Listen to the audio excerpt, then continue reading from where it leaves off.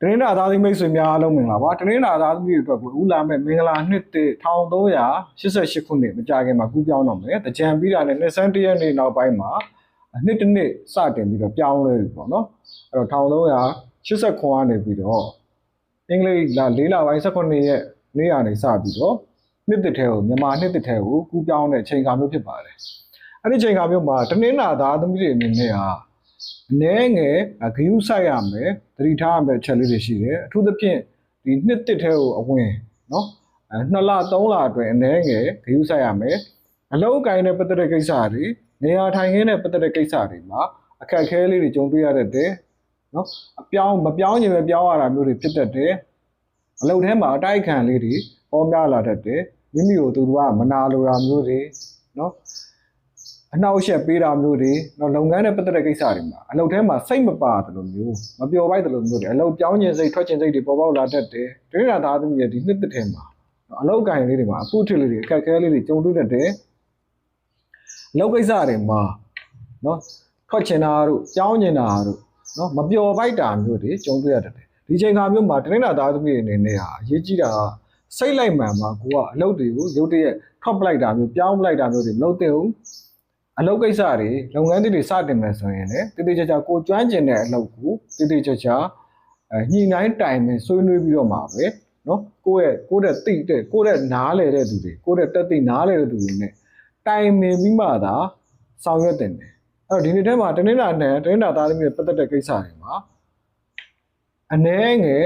အလှုပ်ရှားမှုတွေဖြစ်တတ်တယ်နော်မတည်ငြိမ်မှုတွေကြုံတွေ့တတ်တဲ့နှစ်တစ်နှစ်ဖြစ်ပါတယ်တနင်္လာသားသမီးတွေအလောက်ကိုင်ကိစ္စတွေမတည်မငြိမ်ဖြစ်တတ်တယ်နော်အလောက်ကိုင်နဲ့ပတ်သက်တာအိမ်နှွေးရေးကိစ္စတွေအိမ်တော်ရေးကိစ္စတွေမှာအခြေရေးကိစ္စတွေမှာအနည်းငယ်စိတ်ကတိကောက်ဖြစ်စရာစိတ်ညစ်စရာလေးတွေပေါ်ပေါက်တတ်တယ်အထူးသဖြင့်ဒီ1388ခုနှစ်တည်းမှာဒိဋ္ဌိသားသမီးတွေအနေနဲ့စိတ်လိုက်မှန်ပါမလုံးမိဖို့အရေးကြီးတယ်ဘာပဲလို့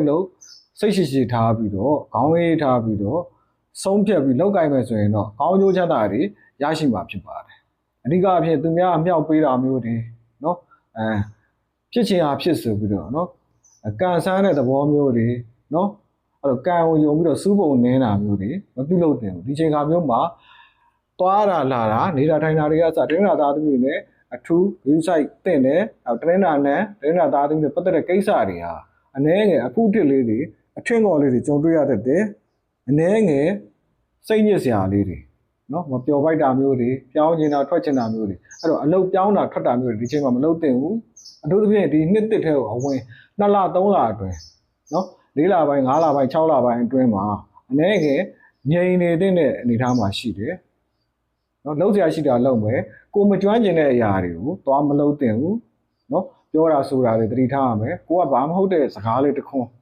စလိုက်နောက်လိုက်တဲ့ကိစ္စလေးကနေပြီးတော့ပြဿနာတွေဖြစ်တတ်တယ်ဒီချိန်ခါမျိုးမှာအဲ့တော့အခြေရေးမှာလည်းစိတ်နှောက်ယှက်ဖြစ်စရာလေးတွေကြုံတွေ့ရတယ်အခြေရေးမှာလည်းဂျားလူနှောက်ယှက်တွေဝင်လာတတ်တယ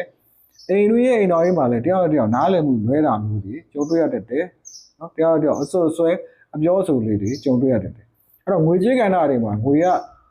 ဝင်တော့ဝင်မယ်ဝင်တဲ့လောက်ရတဲ့လောက်ငွေမမြဲတာမျိုးတွေငွေပြန်ထွက်နေတာမျိုးတွေအလုံးရင်းနဲ့ဝင်လာပြီးတော့ချက်ချင်းပဲအကျိုးမရှိဘဲနဲ့ပြန်ကုန်သွားတာမျိုးတွေပြန်ထွက်သွားတာမျိုးတွေကြုံတွေ့ရတတ်တယ်အဲ့တော့ငွေကြေးကိစ္စတွေမှာလည်းအနည်းငယ်ညံ့နေတဲ့အနေအထားမျိုးမှာရှိတယ်အခြေရေးကိစ္စရင်နောက်ရေးကိစ္စတွေ view ဆက်ရမယ်အဲ့တော့ကျမ်းမာရေးနဲ့ပတ်သက်ရင်တော့အရင်ကြီးမှစိုးရိမ်စရာမရှိဘူးသို့တော့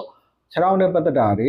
ခါးနဲ့ပတ်သက်တာတွေနော်အနည်းငယ်သတိထားရမယ်ခြေထောက်တို့ခါးတို့နော်ဒူးကောင်းတို့ကျမ်းမာရေးအနည်းငယ် view ဆက်ရမယ်ကာလာမျိုးဖြစ်ပါတယ်အဲ့တော့တနင်္လာသားသမီးတွေဒီ1388ခုနှစ်နှစ်သက်မှာဘာပဲလုပ်ဘာပဲပြောကိုကအတက်နိုင်ဆုံးစိတ်ကိုလျှော့ရမယ်ခေါင်းအေးထားပြီးတော့စိတ်အေးထားပြီးတော့တည်တည်ချာချာဆုံးဖြတ်ပြီးတော့မှလောက်ကင်မယ်ဆိုရင်အောင်မြင်မှုတွေရရှိပါလိမ့်မယ်အဓိကအပြင်ကတော့တနင်္လာသားသမီးတွေဒီချိန်ခါမျိုးမှာငြိမ်နေတဲ့ကာလမျိုးဖြစ်တယ်ဘယ်လောက်ထိငြိမ်နေရမလဲဆိုရင်အနည်းဆုံးဒီ4လပိုင်း5လပိုင်း6လပိုင်း2လလောက်ပေါ့နော်အနည်းဆုံး2လလောက်တော့ငြိမ်နေတဲ့ကာလမျိုးဖြစ်ပါတယ်မဖြစ်မနေကိုကပြုလုပ်ရမယ်ဆိုရင်လည်းကိုကတေချာတက်တိနားလေလူနဲ့တိုင်ပင်ပြီးတော့မှပဲကိုကျွမ်းကျင်တဲ့အရာကိုပဲပြုလုပ်ဆောင်ရမယ်ဆိုရင်အဆင်ပြေအောင်မြင်ပါလိမ့်မယ်အဲ့တော့တိုင်းနာသားသမီးတွေအနေနဲ့ကတော့ငွေတွေကဝင်ကိန်းလည်းရှိတယ်ဝင်သလောက်လည်းရသလောက်လည်းပြန်ထွက်ပြန်ကုန်နေရတတ်ပါတယ် အဲ့တော့အကျိုးပေးတဲ့အရာအကျိုးပေးတဲ့ကဏ္ဍအနေနဲ့ကတနင်္လာသားသမီးတွေ1388ခုနှစ်ထဲမှာအကျိုးပေးတဲ့ကဏ္ဍကတစ်ကဏ္ဍဖြစ်ပါတယ်အကျိုးပေးတဲ့အရာကတော့အနီရောင်ဖြစ်ပါတယ်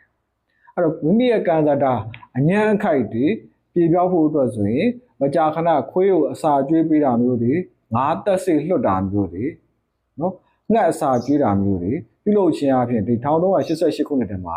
တနင်္လာသားသမီးတွေအနေနဲ့ကံတွေကောင်းလက်တွေပွင့်ပြီးတော့အလောက်ကင်တွေဝကြီးကိစ္စတွေသူတို့က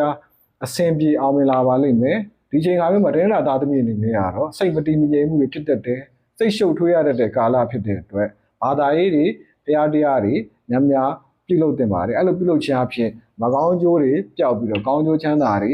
ကောင်းကျိုးချမ်းသာဒုက္ခတွေရရှိလာမှာဖြစ်ပါတယ်အဓိကအပြာကတော့ကိုကစိတ်လိုက်မှန်ပါမပြုလုပ်မိဖို့ရည်ကြီးတာဖြစ်ပါတယ်အဲ့တော့ဆရာနာမည်ကတော့ဆရာဒါထက်ဆန်းဖြစ်ပါတယ်ဆရာရှင်မှာအသေးစိတ်ဘေးရင်မေးမြန်းခြင်းနဲ့ဆိုရင်ဆရာရဲ့ Viber ဖုန်းနံပါတ်ဖြစ်တဲ့39 962 992 335 962992335မှာအသေးစိတ်လာရောက်ပြီးတော့မေးမြန်းလို့ရပါတယ်ကျွန်တော်မိတ်ဆွေတနင်္လာသားသမီးများအားလုံးစိတ်ချမ်းသာခြင်းကိုယ်ကျန်းမာခြင်းနဲ့ပြည့်စုံကြပါစေ